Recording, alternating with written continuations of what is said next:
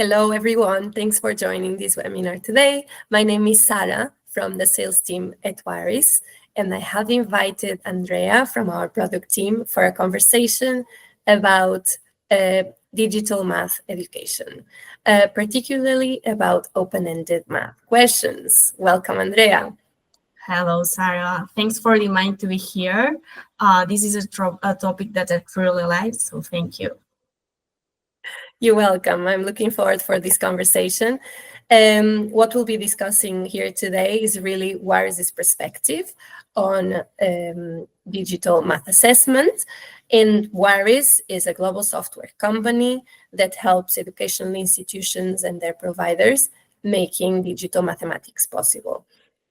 We are the makers of solutions you may know, such as MathType, a math editor with handwriting recognition. It's easy to use, covers all symbols, and two math assessment tools, Wiris Quizzes and Learning Lemon, that allows for autocorrection of math questions, suggestive feedback, question randomization, and other cool features that boost and allow for a more effective math assessment, digital math assessment. So, Andrea, before we get started, can you please clarify to our audience what do we mean by open-ended math questions? Yeah, for sure. We define a math open-ended question as a question that the student can freely answer. So we have no predefined format. So we see here an example. We have a question that we have a statement with an empty box for the student to answer. So in this case, the student has handwritten his answer, but could also be like an empty input field for the keyboard or maybe on a toolbar. Mm-hmm. That's clear. What we will be covering in the next 10 minutes, 10-15 minutes, is why feedback matters, types of feedback. We will introduce you to this concept of Mrs. Brooke teaching cycle, and then we'll wrap up with some next steps and options for you to get in touch with us with your questions or request of information. So let us introduce you to Mrs. Brooke. She's a high school math teacher that uses Wiris products on her day-to-day, and she has kindly shared with us her methodology, her workflow with her students using our products. Yeah, we are here today to talk about the topic that might be familiar to all the teachers, which is feedback. Why is important, Sara? This is really something that Mrs. Brooke has shared with us. And in her perspective, feedback is important because it guides learning, builds confidence, and redirects misconceptions. But one thing that we know is that feedback is not always created equal. There are different types of feedback, and in order to illustrate those, we have come up with a practical example so you can visualize it. So we have here three types of feedbacks, suggestive, confirmatory, and corrective, and we are going to provide feedback to this question using the three of them. The question is, find two numbers whose sum is 10 and product is maximum. Andrea, how would feedback work with these three approaches? The first one is the suggestive feedback. This type doesn't give the right answer directly, but instead guides the student toward discovering the right answer themselves. So imagine for this example, we have a student's answer, which is 2 and 8. When solving, again, find two numbers whose sum is 10 and product is maximum. Then here, suggestive feedback might be, okay, what happens if you try numbers closer together? So we are not giving the right answer, but instead guiding the student towards the right answer. Then we have the confirmatory feedback. that only it's like the binary sense of giving if it's right or wrong. So imagine that we have the answer is okay, so 6 and 4. Then we say the answer is wrong. Mhm. And then we have the last one, which is the corrective one. This is maybe the most straightforward. It identifies an error and provides the correct answers. So if we had the wrong answer for again 6 and 4, then we could say, okay, the right answer here is 5 and 5. Very clear. And then we know that the matter of timing is important too. So, Sara, should we give feedback immediately, or it's better to wait? I wish I had an answer for that, but this is still ongoing debate in the math education research community. The right type of feedback depends on the student's needs and on the student's context.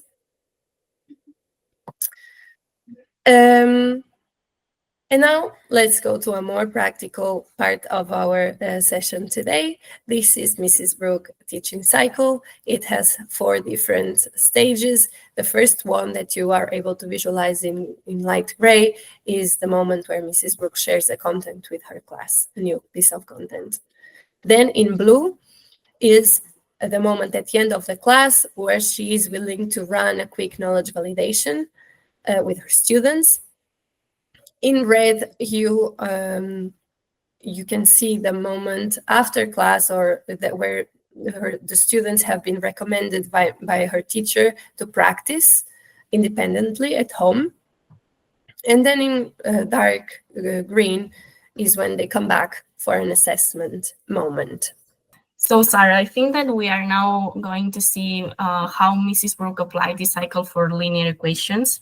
That's a topic that's familiar for all the math teachers. So at the second step of her cycle, she wants to run a quick test at the end of the class. So to do this in a quick and efficient way, she generated a quiz using a prompt. So she had different conditions. The first one, she wanted questions on solving linear equations. The second condition is, okay, I want the solutions to be natural numbers. The third one was, okay, do not involve fractions in the statements. And the fourth, it is, okay, I want the solutions with the format x equals solution. And just to give more context or have more catchy questions, she wanted the questions based on Harry Potter. So what we see here is in the Max side, Max is a student of Mrs. Brooke. He got questions instantly, and Max got different problems where Harry, Hermione, Ron were asking for help to solve linear equations. He got one answer wrong, so he got feedback showing him the right answer too. Then we have the third step of the teaching cycle, which is practicing at home. So what Mrs. Brooke did here was using random variables to generate different variations of the same problem. So with the definition of only one statement, she could give different tasks to her students. We see here Alice and John that are students of Mrs. Brooke that got different numbers in the statements. That's a good opportunity to have different question for each student, and it's a good opportunity also for John, because after having the wrong answer, he could generate another statement and practice again. And then we have the last step of the teaching cycle, which is the assessment part.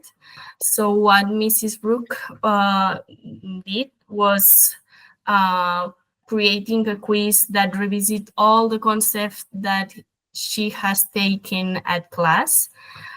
This time, the feedback was binary, so the students saw whether the answers were correct or incorrect, and then received instant grading.